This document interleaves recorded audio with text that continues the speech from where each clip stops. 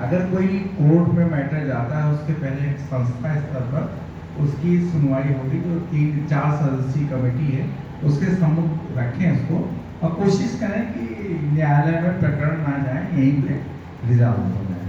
आप सभी को बहुत बहुत धन्यवाद, जिनका प्रमोशन हुआ उनको बहुत। लेकिन जब भी कहीं भी किसी भी स्थिति परिस्थिति में यदि चतुर्थ श्रेणी कर्मचारी, तृतीय श्रेणी कर्मचारी जो भी हो, उसके दुख सुख में बिल्कुल विजय स्तंभ की तरह सर खड़े रहते हैं। आज मैं उनसे निवेदन करूंगा कि वो कुछ भी जो कर्मचारी हितों में बातें बताएं।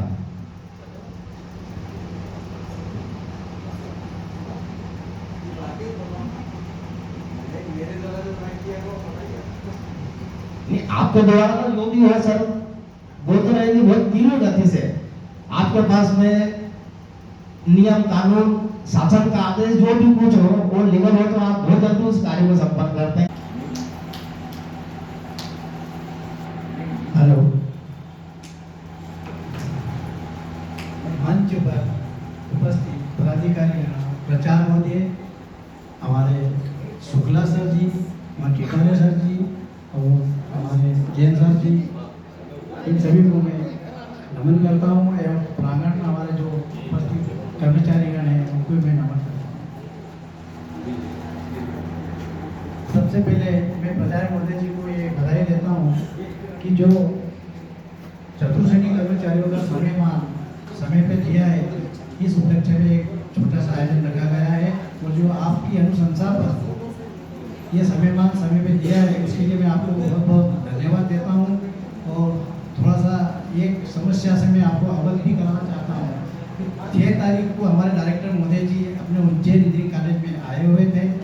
उनसे कर्मचारियों की समस्या के निराकरण के लिए एक हमने पत्र प्राचार्य महोदय जी को लिखा है।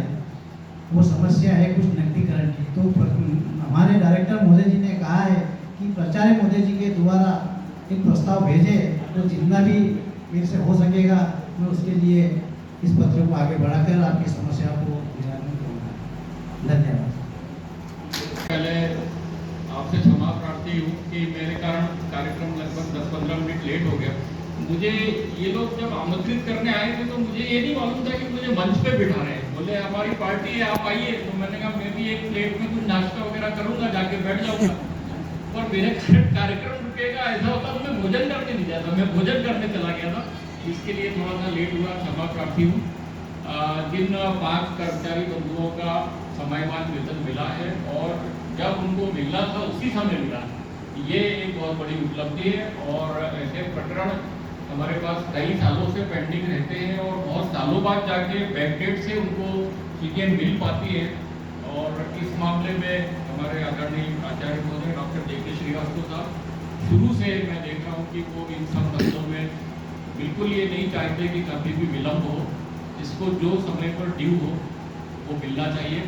और मैं आज यहाँ पे थोड़ा सा रेखांकित करना चाहता हूँ, थोड़ा सा विषय अलग है लेकिन बताना जरूरी है सर की जो कार्यशैली है उसके बारे में, कि जब हम लोगों को 7वां वेतनमान मिलना था, आप लोगों को तो पहले मिल गया क्योंकि आप लोग मध्य प्रदेश शासन की सैलरी ड्रॉ करते हैं।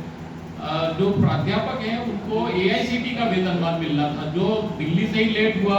फिर मध्य प्रदेश शासन ने उसको जितना डिले कर सकते थे करा, सरकार भी 2 आके चली गई। हम लोगों को बड़ी मुश्किल से वेतनमान हुआ। और आखिरी जो हर्डल है, सब कुछ भोपाल से होने के बाद भी हमारी संस्था में ही हमारे प्राचार्य जो है उसको करने को तैयार नहीं। शायद इनको कुछ भय था या वो ये देख रहे थे कि कोई ऐसा मेरे से दस्तखत ना हो जाए जिसके बाद में मुझे चुनौती फेस करना पड़े।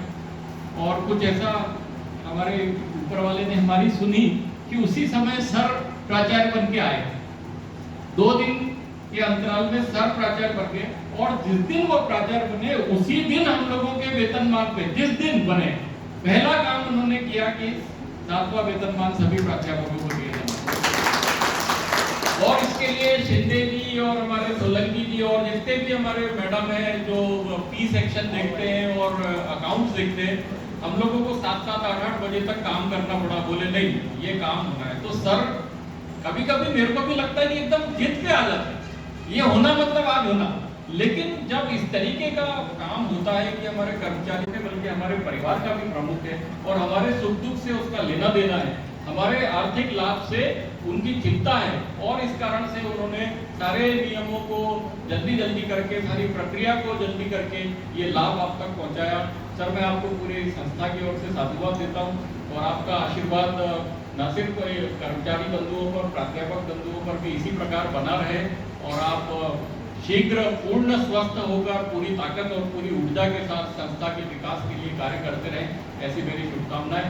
जिन 5 बंधुओं को आज हमारे समयमान वेतन मिला है, उन सबको मैं हार्दिक शुभकामनाएं देता हूं, बधाई देता हूं और आपके उज्जवल भविष्य के लिए बाबा महाकालेश्वर से प्रार्थना करता हूं। जय हिंद।